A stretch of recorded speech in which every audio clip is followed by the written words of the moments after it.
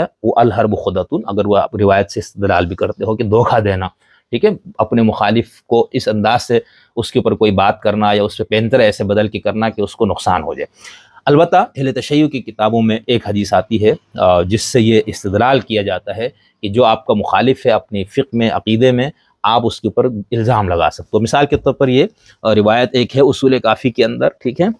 اور باب ہے باب مجالستی اہل المعاصی، ٹھیک ہے، جو گناہگار اور غلط لوگ ہیں ان کے ساتھ مجالست کے بارے میں، ان کے ساتھ ہم نشینی کے بارے میں۔ یہ روایت حدیث نمبر 4 ہے، جس میں یہ ہے کہ محمد بن یحییٰ عن محمد بن الحسین عن احمد بن محمد بن ابی نصر عن داود بن سرحان عن ابی عبداللہ علیہ السلام۔ اب دیکھیں یہ روایتیں منسوب پیغمبر کی طرف ہو یا معصومین کی طرف ہو، یہ ہم اس لیے میں جب روایت پیش کرتا ہوں یہ روایت منسوب ہے۔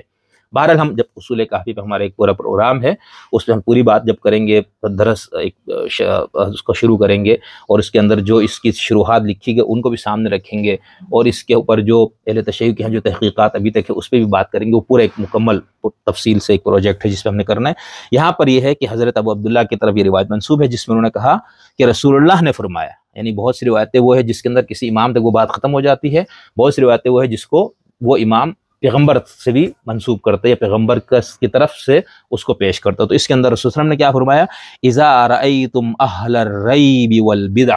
جب تم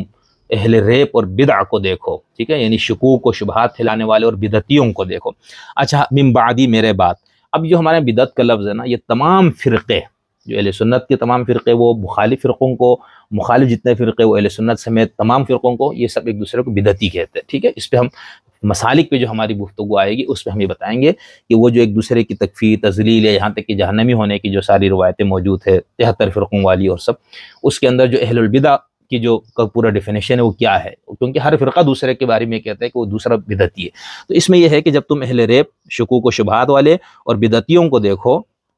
یا جو ٹیڑے ہو چکے دین سے ان کو دیکھو،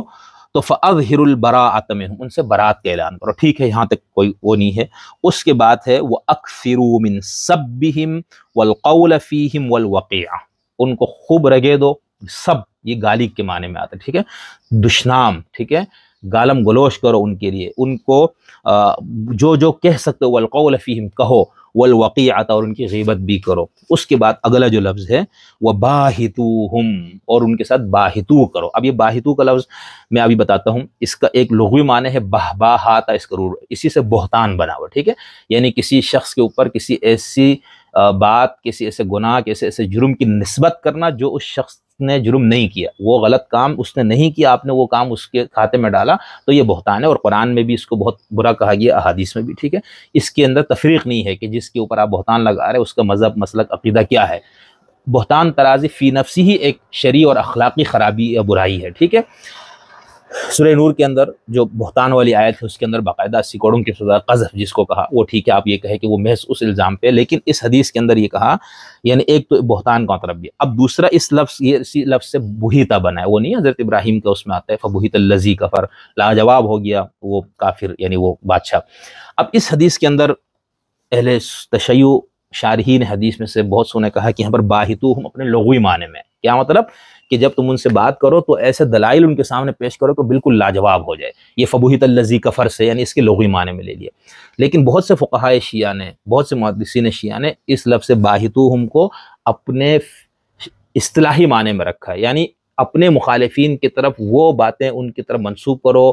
جو ان میں نہیں ہے، کیوں؟ آگے اس کے حدیث کے اندر چوں وجہ یہ بیان کی گئی ہے کہ لا یطمعوا فی الفساد فی الاسلام، تاکہ یہ اہل ریب والبدع اسلام کے اندر فساد پھیلانے، اس کے اندر خرابی پیدا کرنے کی طمع نہ کر سکے، وَيَحْذَرُهُمُ النَّاسُ اور لوگ ان سے بچتے رہیں، وَلَا يَتَعَلَّمُوا مِن بِدَعِهِمْ اور لوگ ان کی بدعتوں سے کچھ نہ سیکھیں، يَكْتُبُ اللَّهُ لَكُمْ بِذَلِكَ الْحَسَنَاتِ، جب تم یہ کرو گے، یعنی یہ 4 کام کرو گے جس میں سے بہتان لگانا بھی ہے، تو اللہ تعالیٰ اس کے بدلے تمہیں نیکیاں عطا کرے گا، وَيَرْفَعُ لَكُمْ بِهِ الدَّرَجَاتِ فِي الْآخِرَةِ اور آخرت میں تمہارے درجات بلند کرے گا، ٹھیک ہے۔ اب ہم اس حدیث کے اوپر، میں نے اس لیے آپ کو کہا کہ اس حدیث کے اہل تشیع کے ہاں دونوں اس کا جو فہم ہے وہ میں نے بیان کیا، لیکن فقہاء نے یعنی جو باقاعدہ احادیث اور قرآن سے مسائل استنباط کرتے ہیں،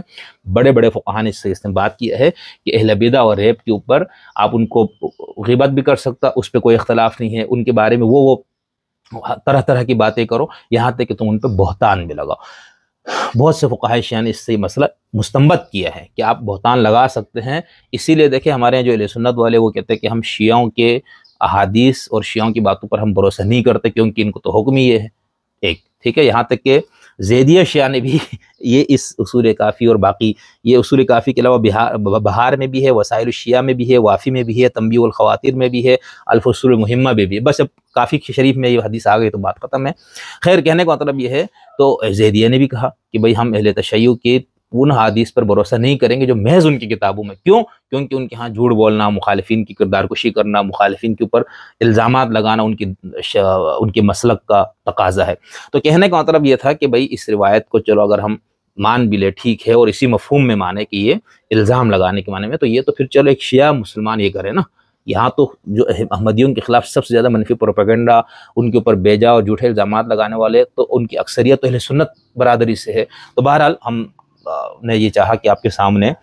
قرآن سے وہ آیتیں پیش کرے جس میں آپ کو بتایا گیا ہے کہ آپ کا دشمن اور آپ کا مخالف بھی ہے، تو اس پہ بات کرتے ہوئے آپ سے مطلوب رویہ کیا ہے۔ اگر آپ کو بہت زیادہ مجبوری ہے تو چپ رہے، خاموش رہے، نہیں رہنا تو پھر وہ بات کرے جو ہے، جو جھوٹ ہے وہ نہ بولے، فریب نہ دے، لوگوں کو دھوکہ نہ دے، ٹھیک ہے۔ تو احمدی کمیونٹی ہر طرح سے مظلوم ہے، یعنی قانونی طور پر مظلوم ہے، ریاست ان کے اوپر نہیں کھڑی ہوتی۔ دیکھیں نا آپ کے ہاں ایک آرمی چیف جو باجوہ نام تھا، جس نے پورے پاکستان میں گن پھیلایا تھا 2018 کا، اس بندے کے اوپر جب وہ آرمی چیف بنا تھا تو ایک بات نکلی بھئی یہ قادیانی، تو اس کے بعد اس کو پوری زندگی صفائی دیتے ہوئے، یعنی پاکستان کا جو سب سے طاقتور آدمی ہوتا ہے، بلکہ وہ جو بادشاہ ہے آپ کے ہاں، وہ آرمی چیف ہوتا ہے نا۔ تو آپ یہ دیکھیں کہ اس کو پھر میلاد کی محفلیں بھی کرنی پڑی، عمرے پہ بھی جا کے بڑا بڑا تصویریں، کیوں؟